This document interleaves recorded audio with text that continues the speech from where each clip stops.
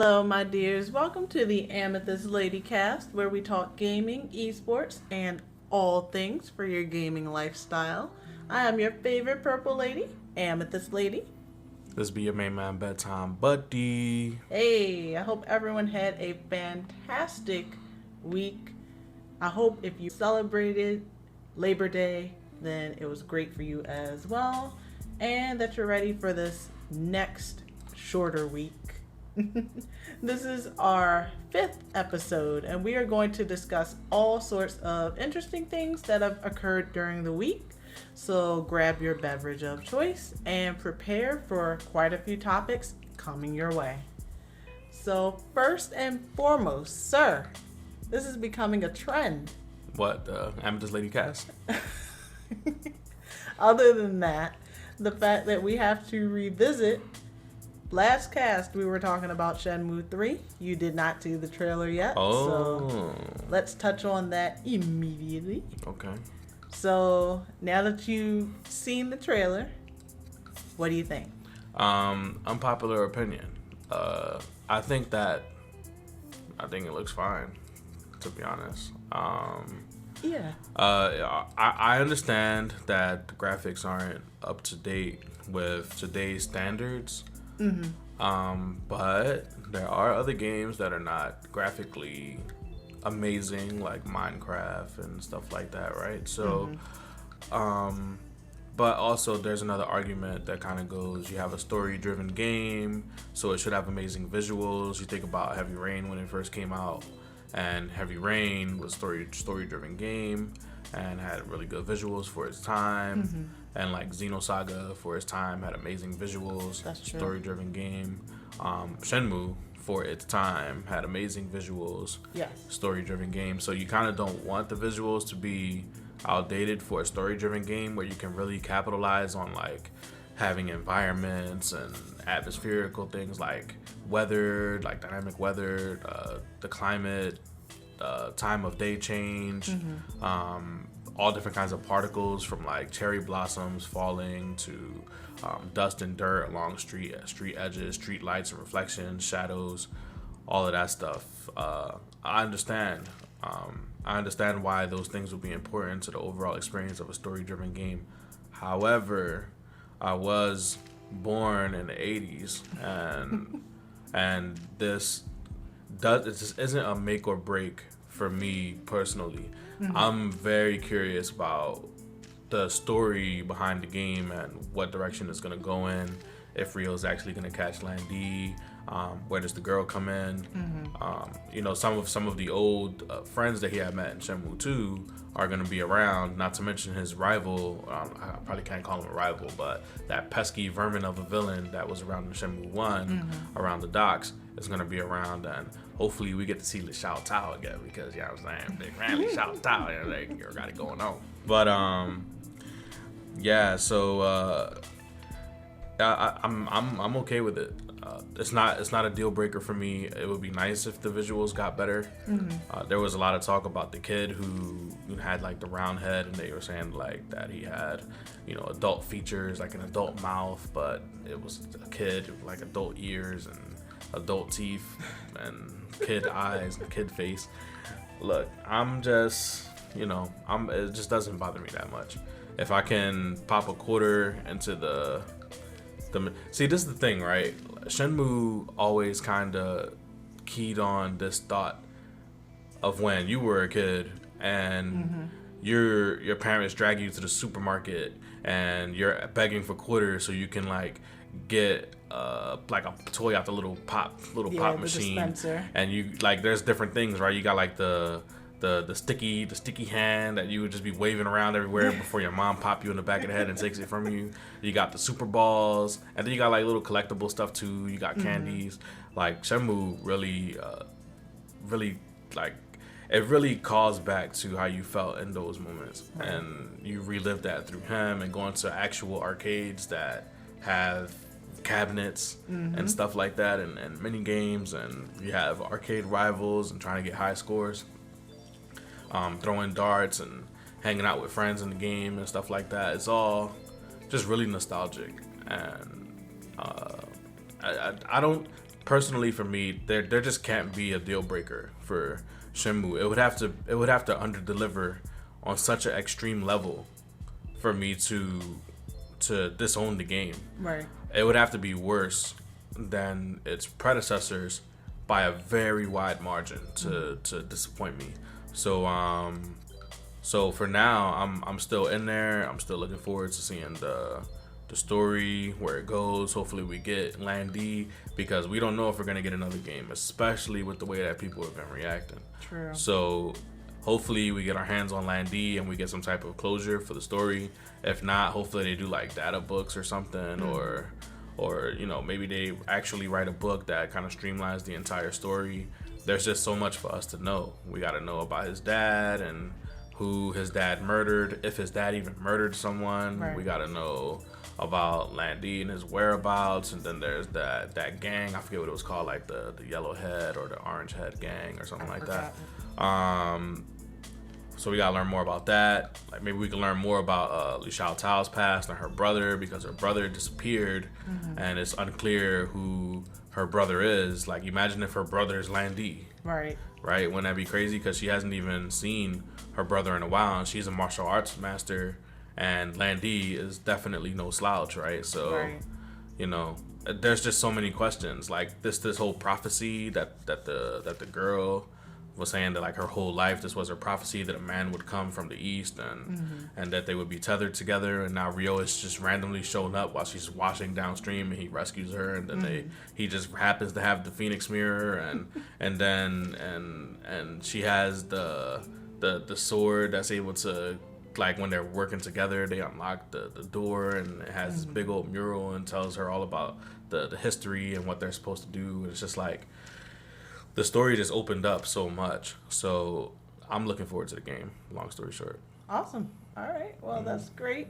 If you'd like to know what I thought about it, you can definitely catch the previous cast, which was the 4th cast. My thoughts are there, but it's great to hear your thoughts on it. Thank you for that. And let's continue on with our next topic, Which shout out. which is going to be, well, there's been a lot of talk lately, and we touched on this in a previous cast, but the FGC complaining about the netcode. Oh boy, we cannot escape an episode. I talk about this blasted netcode. Oh my god, carry on. Well, Jam had chimed in, and I'm going to in the comments, in the pinned comment rather, I'll go ahead and link what he an excerpt that he put, but also it links to like his full on discussion on his YouTube or what have you. But essentially, it started this this movement, if you will, of people that are like, you know what, Jam, you're absolutely right. We deserve this, that, the other about these games. These devs need to give us this. So, from his rant, which pretty much was about, he just genuinely wants a game that feels complete, Fair. So that's fair. And he breaks it down a bit more in his full discussion. But from that, I've seen people make all sorts of complaints from, oh, well, Tekken's loading screens make me turn off the game because they're too long, and there shouldn't be loading screens that long, although I don't know how you're supposed to load a game without loading screens unless you actually incorporate that in, because the game has to load somehow. But anyway, people saying that we deserve a good netcode so we can play with other people. Absolutely. We deserve a full roster, and to know what the full roster is going to be before there's any sort of a what's the name of the thing? the combat pack was a season pass. There we go. Okay. Because, you know, it's also a trend that you pay for the season pass, but you have no idea what the hell's on the season pass. No, who markets like that? Game devs now, which is another thing that, you know, people are voicing that they're sick of. You know what? It's our fault for buying it. That's what I was gonna say, because realistically, with many things in life, you speak with your wallet. Yes. So how else do you expect things to go when you're unhappy with something and you still buy it? Yeah, I think that our loyalty as fighting gamers kind of gets us into more trouble. But you know what? I think that some of us have the fear that if we don't support the products, they're just going to stop making it. Yeah. Why wouldn't they invest their resources in making a first-person shooter or a MOBA or the next big battle royale? You know, instead they're probably making these fighting games to some degree out of passion, and we want top-of-the-line features, but we don't get them, and then Marvel vs. Capcom happens. You know? So I don't know what the gray area is. Well, how about this? How about a developer actually wants to be great? How about that? Someone wants to leave their footprint in this legacy of people who have created fighting games that people play in tournaments and play for hours online and all this other stuff, and some people make a career out of. How about somebody wants to be the Daigo or the Ni of video game or fighting game creation? Well, here's the thing. Another thing that Jam does point out is that not just, you know, his dislike for many things, Right. but he also names some fighting games that already have, you know, what he's looking for. Particularly, I constantly see Killer Instinct come up. See, I didn't play that game. I like the soundtrack, and I liked watching Diamond play it. Right. Shout out to Pink Diamond. Hi, baby. But you know, it's one of those things where overall, I think there's going to need to be more of the people who have more notoriety coming forward and speaking up on behalf of the community. Or, you know, Jam's discussion is on YouTube, so maybe more of that needs to be on YouTube from more people that have the ability to really reach out or be heard. Well, Max did a video firing off on the topic as well. Yeah. And he talked a lot about, actually, man, he went in, actually, in the video. He was talking about how Japanese developers, mind you, these are Max's thoughts, not mine, and I'm probably butchering them a little bit as well. I don't know enough about the topic to speak on it to this level, but this is kind of what Max was saying. That Japanese developers have what I'm going to equate to like regional pride. And if they didn't create the engine themselves, then they don't want to use outsourced engine. So they'll spend tons of money trying to create their own engine and hopes that their ROI would be not only through sales of whatever they put the engine in, but that people would ultimately want to use their engine instead. And they end up wasting a lot of time and a lot of money, you know, trying to get these proprietary engines going. So recently, the only engine that they've had some degree of success with that's come from in-house was the RE engine, but the only Resident Evil uses it. And even Monster Hunter doesn't use it uses like an old engine from some old school. It doesn't even use the Unreal Engine. This is some old school stuff. And he also mentioned Final Fantasy when they made the Luminous engine, and it held up everything like with Final Fantasy 15 forever. And then they ended up abandoning it and dropping the game on like a whole different system or something like that. So yeah, like he really deep dived on the politics of the regional exchange, and it just doesn't sound like something that will be fixed anytime soon, unfortunately. I think it's really gonna take a developer being like, I want to make a great game, I want to make a complete game, and that's what I'm gonna do, and I'm not gonna take no for an answer. And then even beyond that, the politics of investors and all that stuff would have to not, you know, take away from what the game can become. You look at a game like MK, who seems to be having issues behind the scenes. Oh yeah. But you know, it seems like it's a pretty good game, like overall. So it's like, why are we having these issues with like launching characters that we want to launch, or trying to fix the combat league, or whatever the case is? But like, why can't we just address these issues? Especially when you look at Mortal Kombat, because when it's good, it's real good. Like when you get a good connection in that game, like it really feels really good.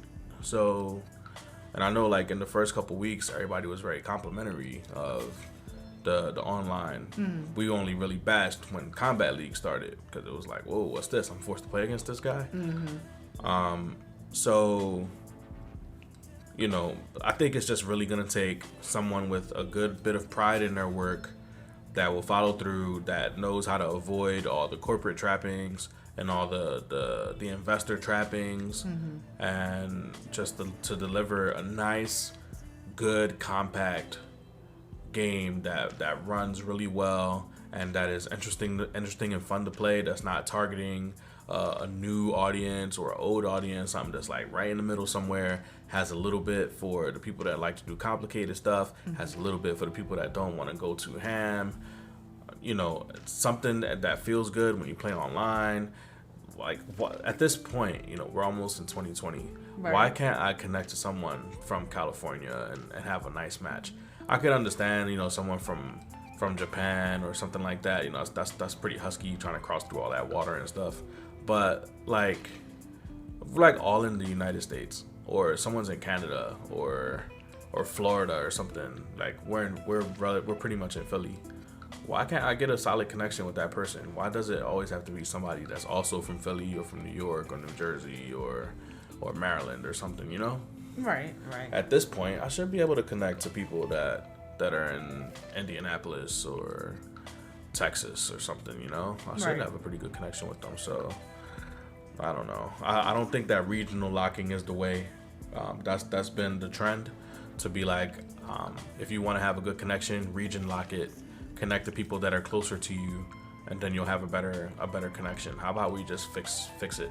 When I connect to 9 other players in League of Legends, my connection is fine. I never experience any type of rollback or any type of lag unless something's wrong with my rig or something's wrong with my internet. If I'm experiencing an issue, it's me having the issue. So, you know, unless the server, like, unless it's something specific with the server, but even then they will completely like shut things down. Yeah, they let everyone know on the main menu, and it just doesn't make sense that we're that far behind. Right. We're actually very, very, very far behind. And it's unfair to us because we're still spending our money just like everybody else is. We're still supporting the in-game content. We're buying up all of their costumes that don't change a daggone thing. We're talking about the most bare-bone costumes we get. And these shooting games and these MOBAs, they get like these legendary costumes that change the way that the projectiles look, change the way that the shadows look, change the way that the characters move, sometimes change the emotes, all that stuff. The way that they talk, like the way that they talk, sound, everything. Poses, Our game is just it's strictly a skin that they slap on that any modder, for the most part, at this point in the game can do as well. Sometimes the mods even look better, and it doesn't change anything. Like, why can't Chun-Li's Kikoken, when she's in what I feel like is a very good-looking Morgan skin, why can't the Kikoken become a Soul Fist? It doesn't need to change the hitbox, just change the way it looks. It'll be a nice touch. When it comes out, have it make the Soul Fist sound. that'd be awesome, you know? And maybe you don't make every skin that intricate, but at least if some of them, you know, maybe you could charge a little extra. You know what I mean? Put a little extra work in. Maybe a normal skin is like $3-4, but like a legendary skin is like $10. But people will pay for it because it has all these extra particles, extra effects, all this extra stuff. But it doesn't change their hit or hurt boxes, so it's not a competitive edge. Then we get to see those more in tournament, and it's more exciting, you know. True. But True. Well, hopefully there will be some sort of change. Hopefully this, you know, lights a fire under those who need to hear it, their butts, so the community can, you know, really start to enjoy the games like essentially we pay to try to do, you know. That's the main thing. We pay the money, so where is the return? Like where's the accessibility? Where's the goods? And you can say, you know, you have a good, you're playing the game, but at this point, just being able to play but not have features that function fully is like that's starting to become very, very old. yes. So hopefully things change. We'll just have to see. You know, but we'll definitely see if there's more that comes from this. I'm sure there's going to be more. There's been whispers of concerns about Guilty Gear. Really? Yep.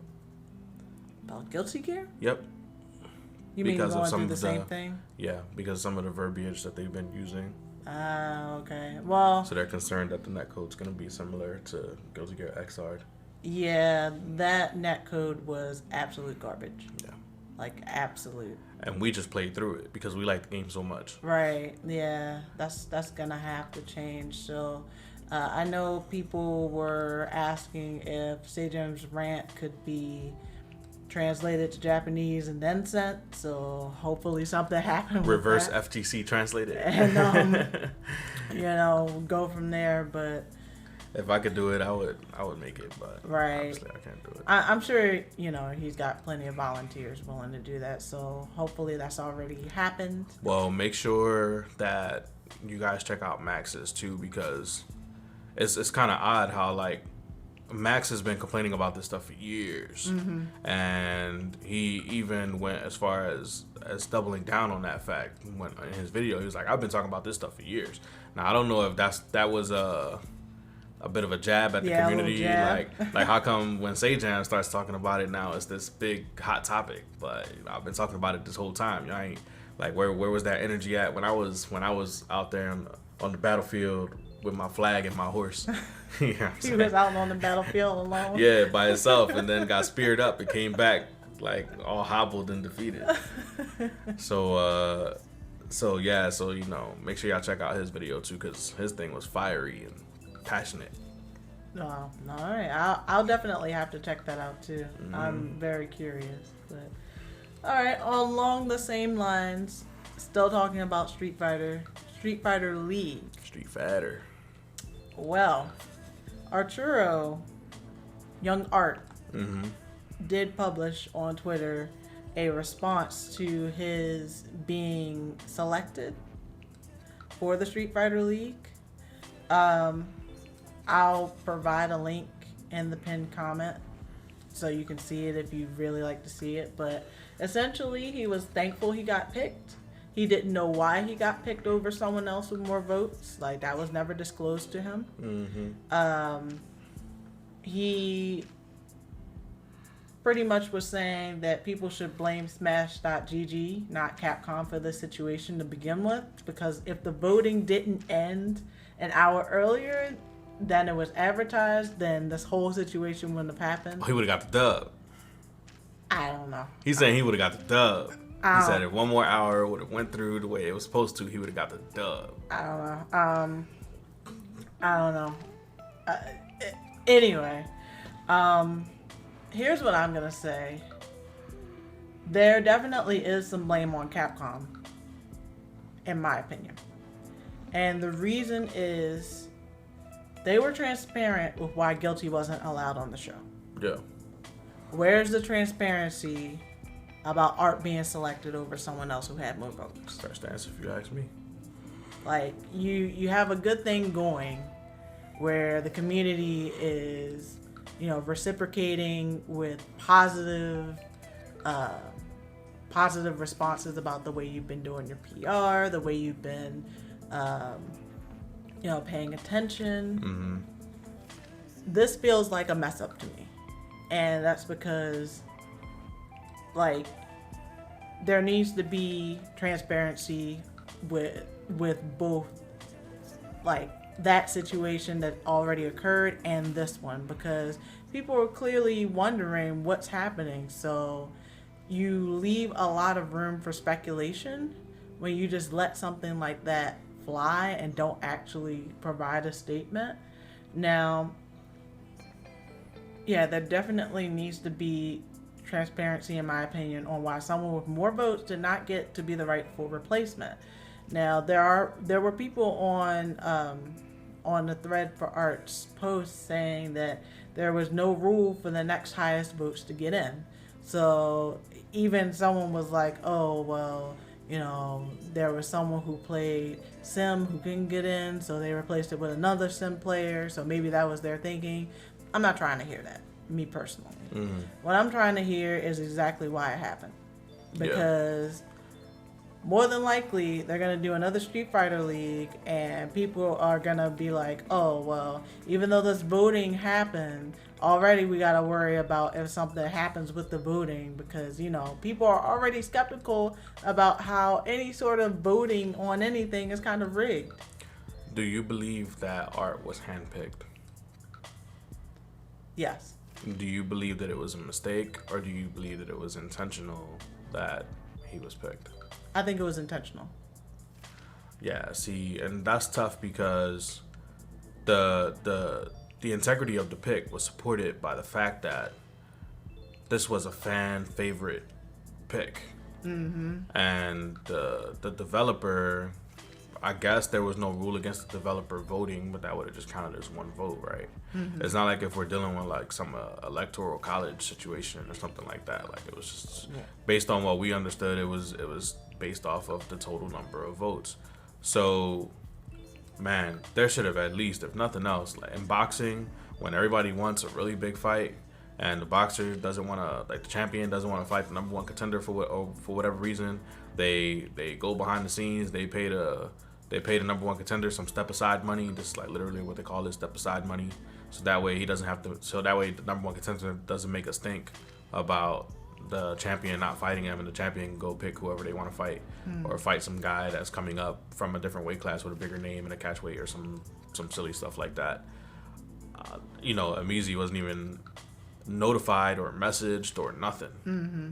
At least hit the dude up with some step aside money or like a reward of sorts. Like, I can't even say give the man some fight money, because that's like a slap in the face. No, you really can't. In my opinion, you can't say, all right, well, we're gonna pick this guy this season, but season 3 you're in there. Because it's like, wait a minute, why am I not in there this season? Not to mention that's tampering with 2 seasons worth of voting. Exactly. And that's if they do a season 3. There's no guarantee that they would. I'm not sure if there's a contract in place that they're approved for future seasons and stuff like that. We've seen Capcom shows go for 1 in the past. We've seen Capcom shows run for a little bit, like the ESL King of the Hill. It ran for a little while. But, this is one of those situations where, in most cases, the people that have the most clout get the most opportunities, right? It's kind of reflective. This is why everybody's a clout chaser, or this is why people chase clout, should I say. Yeah. That said, this is one of those rare occasions where you could become a part of something based off of your own circle of influence, that like you can get pushed in, and you can overcome, if depending on how well you rally your people, you can overcome somebody that is bigger than you, has a whole bunch of clout, or is in a better position than you, or someone that's more inclined to get more opportunities and stuff like that. This is a rare opportunity for you to do that. So when you see that opportunity get undermined by the people that are presenting the opportunity, it really leaves you this taste of hopelessness. Like, you know, I can win and still lose type situation, and that's not a really good message to send out to the people that you're creating these services for. And you know, if the guy got the win clean, then he should have just got the win. If they feel like he didn't get the win clean, like say if Art is saying that if the votes stood going for another hour, then he would have got the W. That's imagining that no one else would have voted for the person that was already in the lead. Well, he did not say that, but he did essentially say that the blame shouldn't be on Capcom, it should be on Smash GG. Yeah. Like I said, I'm gonna link it in the pinned tweet. But going along with what you're saying about, you know, even when you win, you lose, that seems to have been the theme around Capcom these days. Because you get the netcode, you know, even when you get the dub, you still have to contend with that god awful netcode. Yeah. So it's like, really need to like get it together, in my opinion. And especially with this, like, yeah, Street Fighter League is supposed to be one of those opportunities, great opportunity, but it's like, I feel like the integrity of that opportunity has been greatly tarnished, which could just very easily be fixed with an actual statement. Even if people don't like it, don't just leave people to the people who supported the endeavor that you're presenting to the people. Don't just leave them with no explanation, especially when you've been transparent with others. Yeah, I personally don't feel like it can be fixed with a statement, but I believe that a statement would help. You know, it'll at least be a bandage or some ointment. You know, that's how I feel. Yeah, but they're pretty much just leaving the wounds really raw at this point. So I am very curious to see how things are going to go with the next Street Fighter League. But for now, this one is underway, so let me know if you're watching Street Fighter League in the comments. But you know, I probably won't be watching it personally. Like, I don't know, the situation just kind of left a bad taste in my mouth. Nothing against Art or anything like that, but I just don't like the way that things were handled. But you know, that's me, and everyone's entitled to their opinion. Anyway, let's continue. So, we're going to run a really, really quick promo. So, before we do continue, make sure you follow the AmethystLady Cast on Twitter. It is at AmethystLady Cast to keep up with the show as well as other happenings in the fighting game community, esports, and gaming. Also, make sure you follow your hosts. I am AmethystLady. On Twitter, it is at Miss AmethystLady, that's MS AmethystLady, as well as subscribe to this channel and click the bell. I am a creative entrepreneur who also has been a gamer for many, many years now, and I also love the fighting game community, which I've been an active part of for many years now. Follow Bedtimebuddy. On Twitter, it is at Bedtimebuddy07, and subscribe and click the bell for his YouTube channel, which is under Bedtimebuddy07 as well. He has been gaming for many years, which also includes being a part of the fighting game community as a competitor. Check out the Collective Esports organization. I'm sure you've seen some of our family members at various events, including myself and Bedtimebuddy. If you want to know more about TCall, definitely check out the website at www.thecollectiveesports.org. And finally, if you want to support the AmethystLady Cast and my other content creation ventures for gaming and the fighting game community, please take a look at my Patreon. It is at www.patreon.com/AmethystKingdom. All of these links will be in the video description. Thank you so much for your support. I really appreciate each and every one of you. And all of you just listening, I really appreciate it too. Thank you so much for being on this journey with us. So let's continue. Speaking of seeing us at events, some of you might have at Summer Jam 13. which was a blast. Had a great time. In which it was a surprise that we were there, by the way. It was, yes. Wasn't exactly expecting to be there, but it turned out we were able to be there. So it was definitely an awesome experience. You know, there was a lot of good matches, a lot of fun times. Got to hang out with our T-Call Gaming family. Yep. Got to meet some new people, chatted up with, you know, some old acquaintances, old friends. So it was really cool. Just good old wholesome time. Definitely. Only thing that was missing was some chicken. well, here, one big thing I do want to talk about is there was a lot of buzz before Summer Jam even started about the low Street Fighter numbers. Oh. Now. Well, we can't blame that one on the netcode. No, we can't. But here's my thing. Does the low Street Fighter numbers really push into the forefront that having some sort of a circuit or having some sort of a world tour is detrimental to like smaller events? Yes. Well, I mean, Summer Jam's not even a small event. Right, but it's smaller because the CPT is backing, right? Right. That would be subjective because a game like Tekken experienced inflated numbers because it was a Tekken World Tour event. So the question is, did we make up for the lacking Street Fighter numbers with Tekken World Tour numbers? Because there were the internationals, etc. Was Summer Jam ever a combo breaker? Was Summer Jam ever a CEO? I don't know. I've been going to those tournaments for a long time. I've only been to one combo breaker, and the scale did feel a lot bigger when I went to the combo breaker. So, and specifically talking about scale, so nobody takes that out of context. That said, those numbers were pretty rough. Street Fighter 5. We're talking, you win a match, you're in top 32. Only about two to four people signed up at the door, from what my sources told me. In which those sources are someone that signed up at the door. So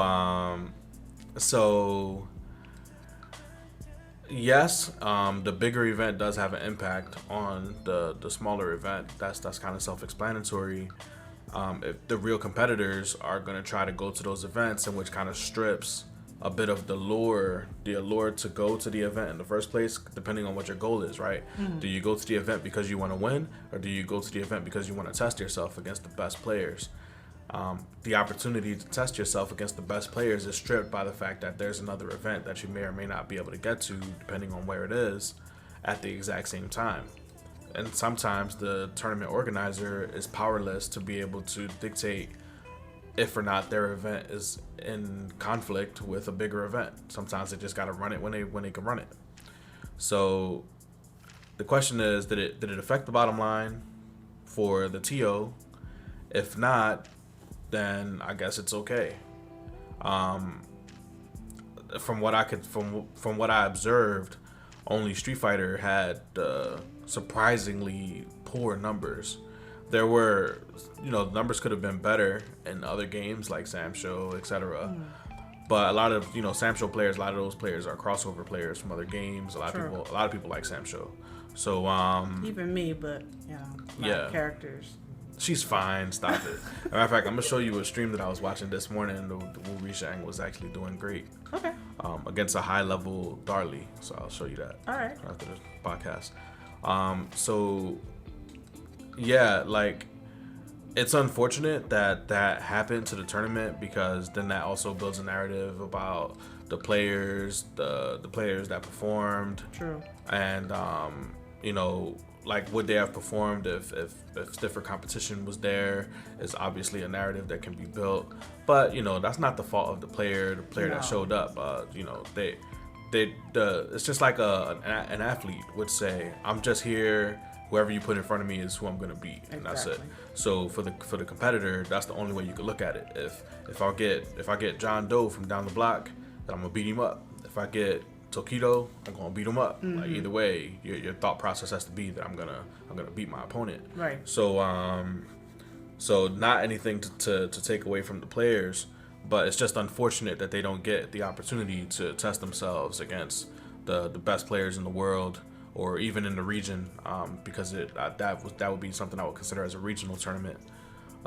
It's just unfortunate, but it happens. Hopefully the next tournament will be won't be in conflict with other tournaments or other holidays or anything like that, and we can enjoy a better turnout and stiffer competition.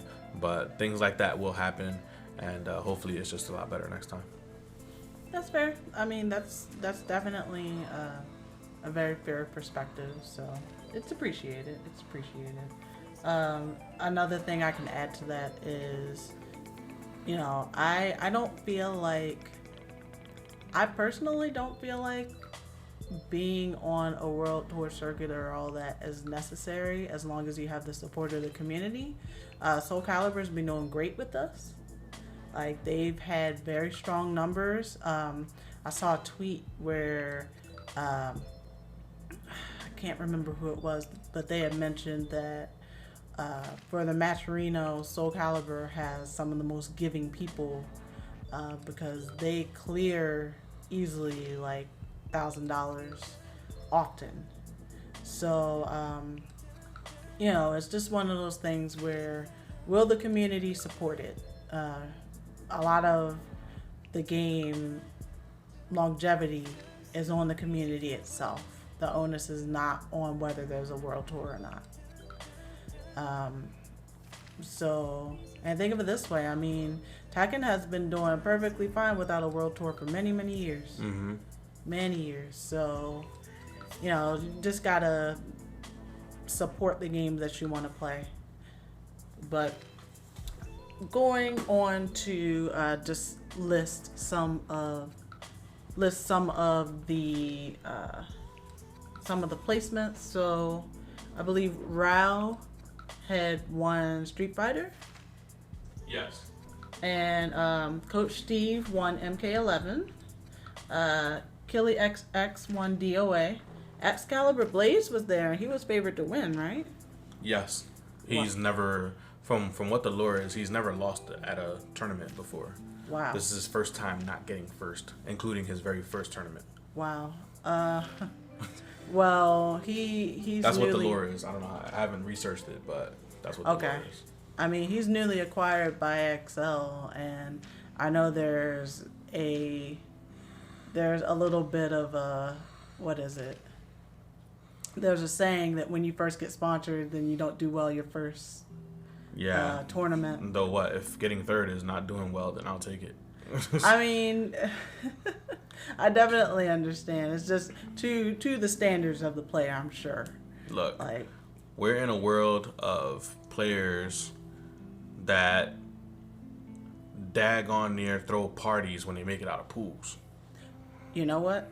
You're absolutely right. Mm-hmm. So let me just shut up on that. But Light Ice won Samurai Showdown. Blue God won Soul Calibur 6. Random Fiend won Dragon Ball Fighter Z. And Baldi won Smash Ultimate. That was all for Summer Jam 13. Mm. Now, also, Celtic Throwdown was going on. So, Bonchan won Street Fighter. That guy's been on He's been on a run, yeah. And you know what? Somebody had put some statistics up of the people that have won the most premieres. Mm-hmm. He's still not number one yet. He's still behind, I believe, Punk and Tokido. Oh my goodness. Going back to Summer Jam, how could I forget? It was super hype. Chicken won Tekken 7. My goodness. I completely forgot. Did he have to fight the Law in the He had to fight double in Okay. grand finals. Yeah, that Law was on fire. Yeah, like doubles Law is amazing. But you know, the goose was loose. So you know, Geese takes another tournament, taking nothing away from the player by all means, but you know, we all have the joke now that when the goose is loose, then you know. Hey man, I thought it was a T-call thing, but everybody losing the Geese. So if you want to get some cheap wins, man, go pick them up now. When the goose is loose, the bag of bread is acquired. Oh my god. T-call did very well at Summer Jam. Yes, as well. I'm very proud of all my babies. Almost all top 32 finishes. Yeah. Actually, might have been literally all top 32 finishes. I believe so, yes. In all games, we're talking Smash, Tekken, Sam Show, Tekken, Street Fighter, and maybe MK? MK as well, yes. Okay, yeah. So all top 32 finishes. Yep, I'm so proud. Yep. Like, And a top 8. We had a top 8 in there. yes. And happy birthday, Greg. Yes, happy birthday, 56K. 56K. And also shout out to our newest member, Furious Pillow. Yeah, first time competing under the banner. Got up there and played against Tom Brady, gave him a heck of a run. Yeah. He couldn't stop talking about it afterwards. We're at the bar and he just kept on coming up the pillow like, man, that match. Just kept on talking about it. It was really cool to watch too. Like, Yeah. I didn't expect to see Tom Brady there, but there he was, and the fact that you know he fought against our newest member was Throwing ice balls instead of passes. was definitely a treat. But I'm sorry, going back to Celtic Throwdown. So Bonchan took Street Fighter, Rewind won Mortal Kombat 11, Sonic Fox took second. But there's a little bit of buzz over that now, because Fox used Devora, and people were discrediting Rewind, saying if Fox used his main that he would have won. But, Negative. But the thing is that Sonic Fox mains Devora now. Okay, well, So, he did use his main. Yeah, aside from that, you know, people need to stop that narrative of, oh, well, if they use this, then, you know, this would have happened. No, that man beat Sonic Fox. Give him his props.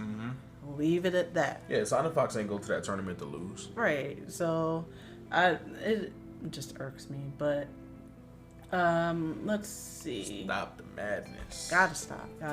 But Goichi won Dragon Ball Fighter Z. So, Did he, how did Sonic Fox, how did he do in that bracket? I believe they were in grands. Let me just double check that. I couldn't imagine. Do that on bowl. Oh yeah, They got were in second. grands. Okay. So Goichi's on a little run now against Sonic Fox. That 2 tournaments now. Okay, so what you're seeing is the split focus with Sonic Fox trying to be a top player and the very competitive MK, while still trying to maintain his crown in Dragon Ball. And it seems like, hey, if Goichi's in the building, then it's like the champ is here. Dun, dun, dun, dun. You know what I'm saying? Well, it's really cool, like the rivalry that they have, constantly pushing each other to get better, but they also, you know, have very sportsmanship like relationship. So it's really cool to see whenever those two are in the building and they gotta fight. So let's see. So Rise Chicken Maru won Tekken. I don't know who that is. You don't know who a Tekken player is. Oh my god. No, I don't know who that is, but they won with Julia, so Julia takes Celtic Throwdown. Julia Chang's out there, man. Hey, Shang Gang, they're out there. Gotta be careful. I see there was a Negan just outside the top 8. There was, actually, which is very interesting. And I also see that Super Akuma was right outside of top 8 as well. So that for me is surprising because his Akuma is so nasty. Yeah. But that's, you know, that's the name of the game. Like, Tekken, with it being so competitive, that's one of the reasons for me. It's always a joy to watch. You just never know who's gonna, just be on fire that weekend. Just be on fire, or finally. Unless Knee's there, then you pretty much bank it on Knee. Unless Arslan Ash is there. Oh, she brought out the secret weapon. All right, next topic. All right. Let's see. So, continuing on. We're not done with Celtic Throwdown yet. So, Snook won Smash Ultimate. Kazunoko won Samsho with Yoshitora. I knew you would have that reaction. Come on, man. Oh, so Yoshitora is still just a... Where are these Genjuros and these Haomarus so they can Woyobati and so get they this can dude keep out of him the in air? check? Yeah. Make that guy play on the ground, please. Oh my goodness. I knew you would like that. And Kayane won Soul Calibur 6. So she finally got the major that she wanted. She beat Aswell with 2B. And she made it out without frizzing up her hair. Yes. How about that? Amazing. Ran through all those bodies and still came out photo ready. Yep. So, it's just another day in the office. Another day in the office. But yeah, so those were those results for both of those majors. So congrats to everyone. Let's get into some other Twitterverse news. So first and foremost, this is something that's interesting. So for anyone who might be familiar with them, Nick A30 left YouTube for Twitch. So he is officially only streaming on Twitch now. And I had to look at the channel and all that. It seems like his content is he has a lot of, well, his introductory video shows the fact that he can do many voice impressions. Yeah. So he's not like a trendy creator like Fortnite, Call of Duty, Battle Royale. He was playing, like, he grouped up, and on the mic he what was that? The grandfather from Family Guy. Yeah, he would do that voice while. Oh, that's fun. Yeah. So but while playing trendy games like Fortnite. Yes. So, that's a little neat. I could see how that would be a fun little niche, especially if you get a little creative with the camera and get a little motion tracking in there. But I checked his comments on his announcement video, the video where he said that he's going to be leaving YouTube streaming for Twitch streaming exclusively, and I was constantly seeing the comments that he said YouTube was the best streaming platform at some point. Ooh. And he got some bag. Well, a lot of his commenters also said that they don't have Twitch, so they're like, okay, bye. Dang, no loyalty. No loyalty whatsoever. So, one of those things where who knows if this is gonna come back to bite him, but I guess we'll just see. My lord. That's all. Yep, my lord. Another thing is that there was an SNK World Championship announced today. So the games that will be included is Samurai Showdown and the new King of Fighters. The one that's yet to be shown or announced. Right. Well, it's like it's been teased. Yeah, it's been teased. So how do you feel about that? Sounds really cool. Sam Show is really cool. There's people that love it. There's people that hate it. I think it's just banging. The game is just dope as hell. Yeah, I love watching it. But KOF is always dope. Yeah. Because it activates the foreign players. Yeah. And like the foreign players in KOF are insane. Yes, they are. And I mean all of the foreign players. So we're talking like the Spanish foreign players, the Japanese foreign players, Chinese foreign players. Everybody's a monster at KOF. And then, we Americans, we alright. We okay. You know what I'm saying? Like the NLBC will have some cool stuff. Dominion is gonna be a turtle and and IDOM's gonna be rushing them down, and it's gonna be like, oh, experience versus the youth and all this other cool stuff. They're cool little storylines, man. But as soon as one of them foreign dudes show up that been in the bodega grinding, man, yo, the combos, the setups, the touch of deaths, the jump cancels, the Roman cancels, the Uber cancels, the dream cancels, the lady cancels, the netcode cancels, the date cancels, everything canceled. That game is always hype. I'm actually hoping though that this is not gonna be very popular, because I personally always favor one-on-one games over like 3-on-3, 2-on-2. I would love to see it go to a one-on-one. It's not gonna happen, but I would love to see it go to a one-on-one and like a very refined 25 character cast or something. But I mean, this KOF, man, we're gonna get 40 characters. It's gonna be 3-on-3. You gotta learn all the matchups. Everybody's gonna be very intricate and cool. So there has to at least be one more for the real, true grinders.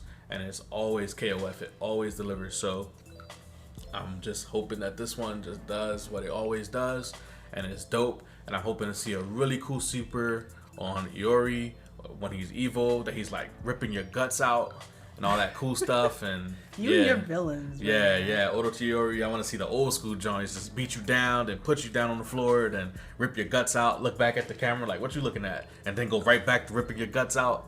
That joint was sick. And hopefully like some other cool stuff happens, like see Kensu gets his power back, and you like, I don't like plain see Kensu. Like I don't either. I like Kensu that's chucking the fireballs and he eats the apple, the whatever, the energy apple, whatever it is, and he's doing all this cool stuff. Like I want to see some of that. Hopefully like K is really cool because he's really fun to watch. Yeah. Maybe they get Chrysalid back in there. That's never gonna happen, but it'll be cool. They got Chrysalid in there, and it's gonna be really, really cool to see. So I'm very happy for SNK. I'm gonna link once again in the pinned comment.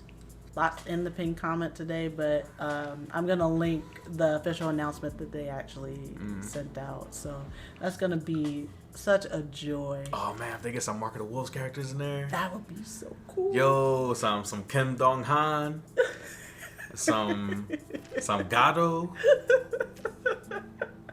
Let's get it. Some Hokuto Maru. Hey. Yo, let's get it, yo. All right, and T-Pain dressed up as Leroy Smith, the yet to come out but highly anticipated Tekken Season 3 character, with his daughter cosplaying as well. They went to Dragon Con, cosplayed together. Yeah, and you know, I'm sure people have seen like T-Pain dancing in the costume and all that. You know, there's already been memes made of it, so it's really cool. He had to have known that was gonna get memes. Oh, he had to have known, but you know, it's really cool when like your parents are all for like something you're interested in. True. So just as a parent doing that with his daughter is friggin' excellent. Guess who invited him to come to Evo to cosplay for them? Oh man, I heard about this Mr. Wizard situation. Yeah, and then the pitchforks came right back out. Yeah, so you had some people on the comments asking if T-Pain would be told to sit down and shut up or he'd be ejected too. Hey man, we only want you brothers for your song and dance. Ooh boy. Oh man. Yeah, so still no apology. Ain't gonna happen. Nope, not gonna happen. Now, if it happened to T-Pain, then that apology would have been swift. Oh, of course. But you know, little old poke chop. Yeah, like little old, you know, chair rocking, hell raising. Poke chop. Sorry, brother. I see you, poke chop. I see you. But shout out to poke chop. And let's get into our weekly question segment. So last week we asked the community who are your favorite streamers that are also in the fighting game community.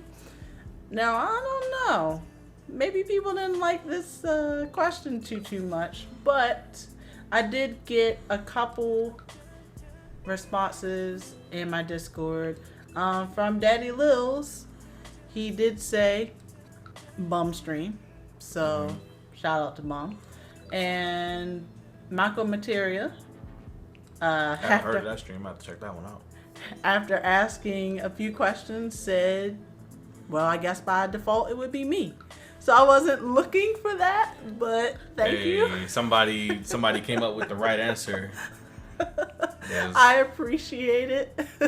I just wanted to give back to the community and get others mentioned, but hopefully you all will enjoy this week's weekly question a bit more than the last. I'll be conscious about it.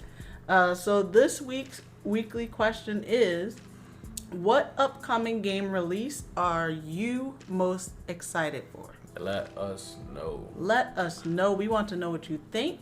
Be sure to tag AmethystLady Cast or use the hashtag on Twitter, or I always put it in the pinned tweet on our Twitter. You can respond right on there.